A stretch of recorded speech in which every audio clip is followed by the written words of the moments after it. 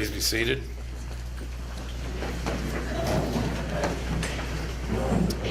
Ladies and gentlemen, it's now my honor and privilege to introduce our guest speaker.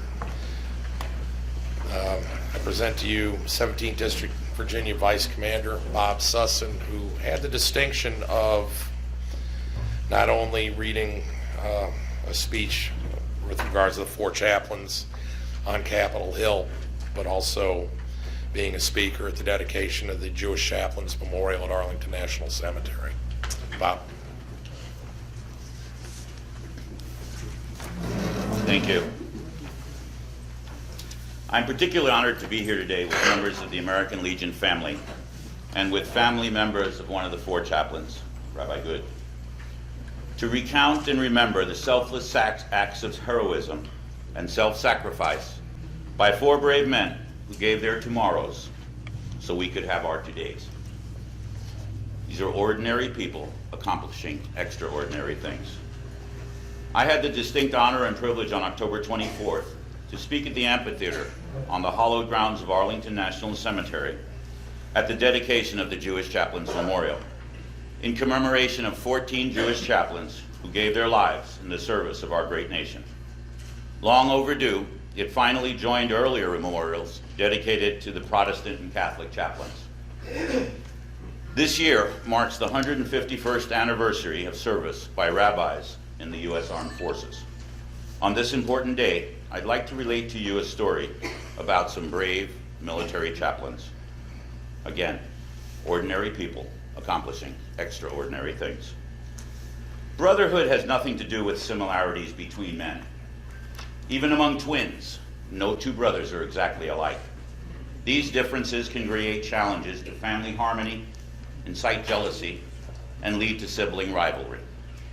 At the same time, it is these differences that make a family stronger, better rounded, and best equipped to face the challenges of life.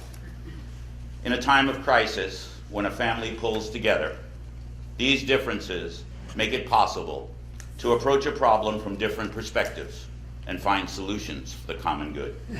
There is a strength in diversity, and perhaps a family should rejoice more in the differences between brothers and sisters than in the things they share in common. In November 1942, 4 young men found each other while attending chaplain school at Harvard University. They had enough in common to bond them together. At age 42, George Fox was the older brother. The youngest was 30-year-old Clark Poling, and less than 3 years separated them from the other 2, Alexander Good and John Washington. A common cause brought them together, the desire to render service to their nation during the critical years of World War II. Between the early days of May to late July, the 4 had entered military service from different areas of the country. Reverend Fox enlisted in the Army from Vermont the same day his 18-year-old son Wyatt enlisted in the Marine Corps. During World War I, though only 17 years old, Fox had convinced the Army he was actually 18 and enlisted as a medical corpsman.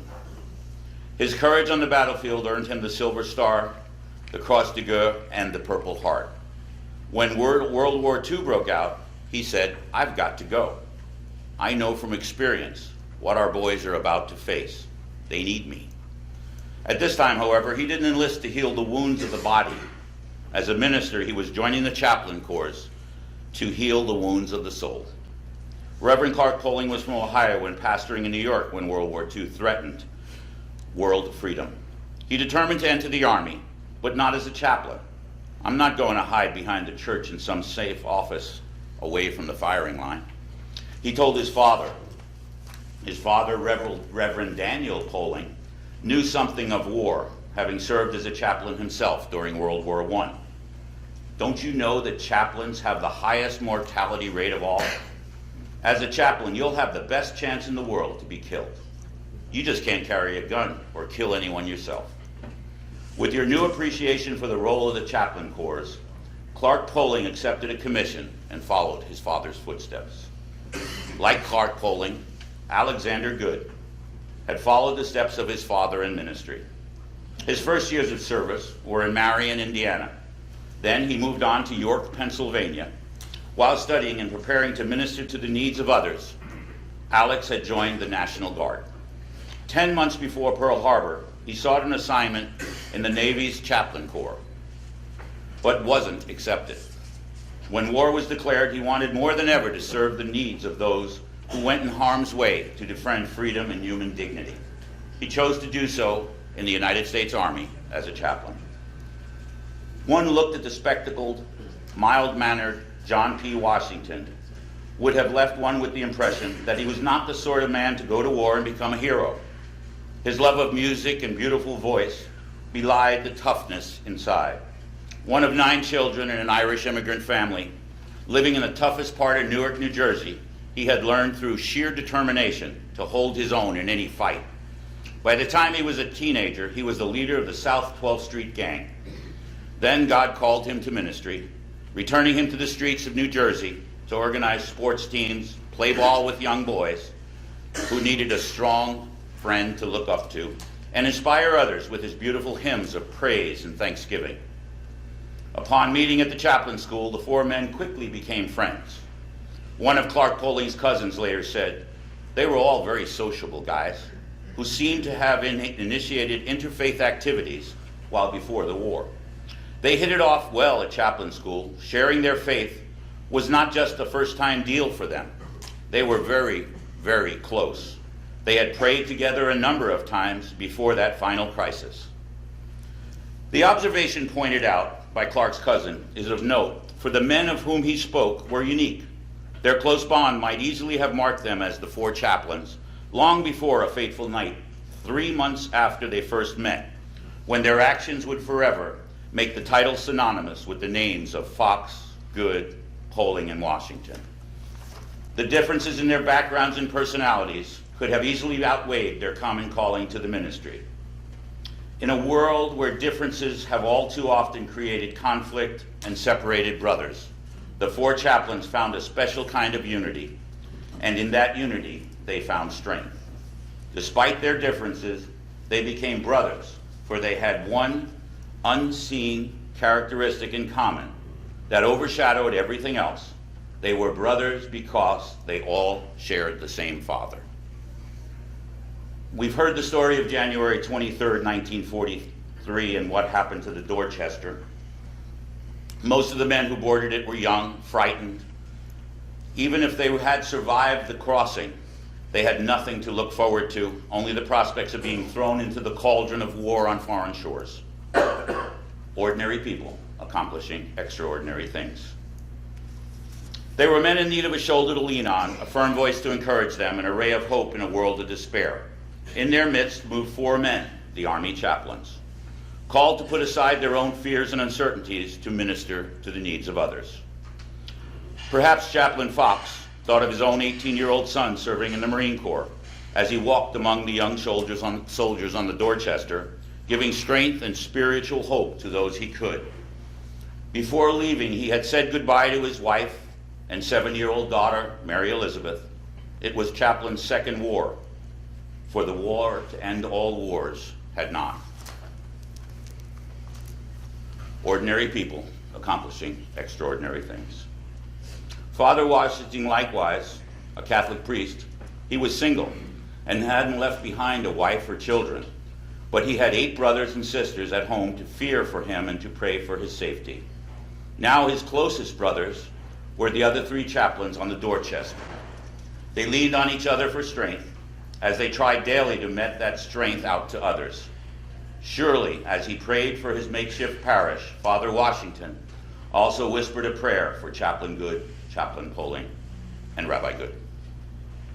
Ordinary people accomplishing extraordinary things. Not only had Chaplain Fox left a son and a daughter behind, Rabbi Good left a loving wife and a 3-year-old daughter. Chaplain Poling's son, Corky, was still an infant, and within a month or 2 his wife would perhaps give birth to a second child in time of war. Perhaps being single had its advantage. With so many men crammed into so small a space, all of them so much in need of the ray of hope spiritual guidance could afford them, differences ceased to be important. All of the soldiers shared the same level of misery and fear, whether Protestant, Catholic, or Jew. The title of rabbi, father, or reverend was of little consequence when a man needed a chaplain. A prayer from Rabbi Good could give strength to the Catholic soldier as quickly as a hymn from the beautiful voice of Father Washington could warm the heart of a Protestant. The Jewish soldier facing an uncertain future on foreign shores could draw on the strength of a Protestant to help him face tomorrow. The testimony of survivors tells us that the sole order and the only fragment of hope in the chaos came from these 4 chaplains, who calmly guided men to their lifeboat stations. They opened storage lockers and distributed life jackets. They coaxed men frozen with fear over the side. Of particular note, Petty Officer John Mahoney, reeling from the cold, headed back towards his cabin. "Where are you going?" a voice of calm in the sea of distress asked. "To get my gloves," Mahoney said. "Here, take these," said Rabbi Good as he handed a pair of gloves to the young officer who could have never survived the trip to his cabin and then back to safety. "I can't take those gloves," Mahoney replied. "Never mind," the rabbi responded. "I have 2 pairs." Mahoney slipped the gloves over his hands and returned to the frigid deck, never stopping to ponder until later he had reached safety that there was no way Rabbi Good would have been carrying a spare set of gloves. As that thought finally dawned on him, he came to an understanding of what was transpiring in the mind of the fearless chaplain. Somehow, Rabbi Good suspected that he would himself never leave the Dorchester alive. Likewise, Reverend Fox and Father Washington stood out within the confines of an unimaginable hell. Wounded and dying soldiers were ushered into eternity to the sounds of comforting words from men of God, more intent on the needs of others than in their own safety and survival.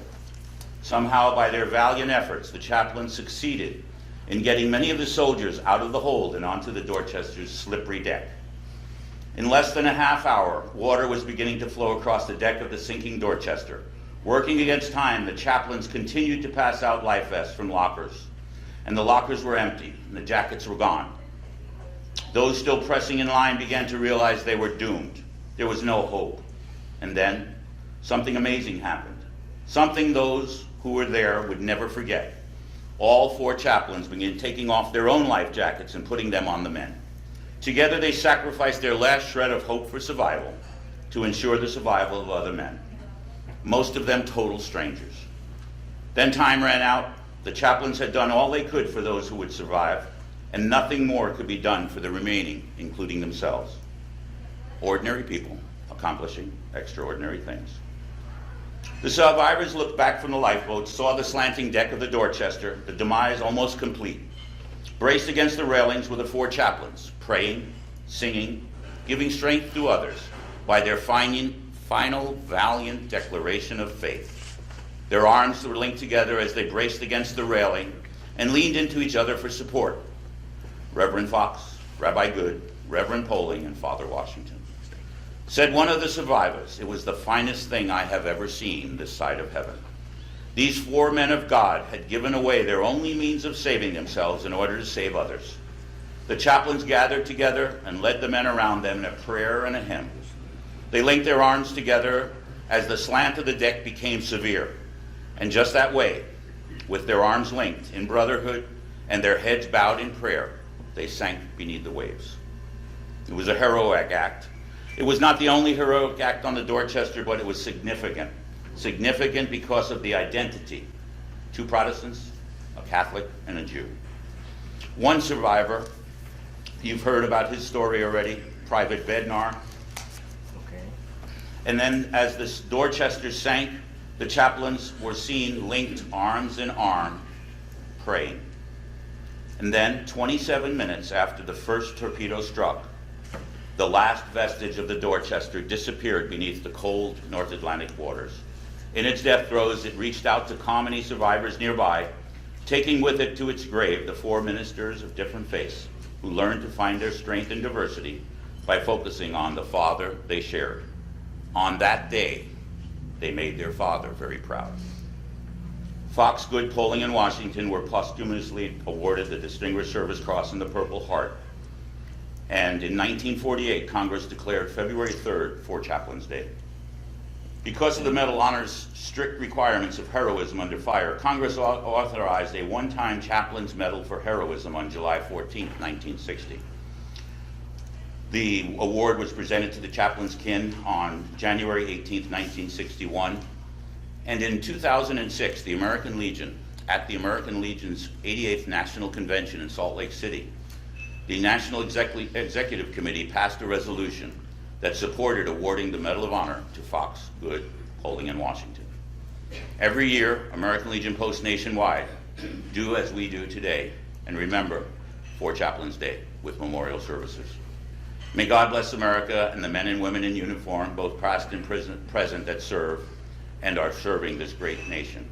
Thank you all for taking the time today to honor the 4 chaplains on this, the 69th anniversary of that tragic day, whose brotherhood, selfless acts, and dedication are an inspiration to us all. Thank you. Thanks, Bob, for delivering that very inspirational address.